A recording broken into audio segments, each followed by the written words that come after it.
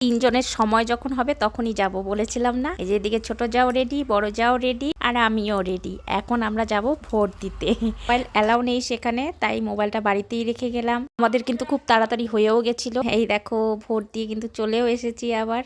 এই যে হাতের কালি কতদিনে যে উঠবে ঠিক নেই। সকালে শুধু ব্রেকফাস্ট করে গেছিলাম আর রান্না সব কমপ্লিট করেই রেখে গেছিলাম। আর এসে এখন সবাইকে খেতে দিয়ে নিজেও খেয়ে নিচ্ছি। ছেলে আর আমি বসেছি খেতে, দুজনে গল্প করতে করতে খাচ্ছিলাম। গেলে গেলাম একটু বেলকনির দিকে, দেখি গাছগুলোর খুব খারাপ অবস্থা, তাই ভাবলাম গাছগুলোতে একটু জল দিয়ে দিই। তো গাছগুলোতে জল দিচ্ছি। রোদ পড়েছে, গাছগুলো একদম শুকিয়ে শুকিয়ে গেছে। তারপর বসলাম কতদিন থেকে আমার মেশিনটা খারাপ হয়েছিল ঘরে, সেটাই ঠিক করতে। তো প্রথমে তো হচ্ছিলই না, পরে অনেক তেল ঠেল দিয়ে ঠিক করার পর দেখি না মেশিনটা ঠিক হলো। মনটা এতে আমার খুব খুশি হয়ে গেল। অনেক দিন থেকে পড়েছিল মেশিনটা। কাজ কমপ্লিট করতে করতে সন্ধ্যাই হয়ে গেল। সন্ধ্যার সময় বর এনেছিল মিষ্টি ছেলে আর আমার জন্য।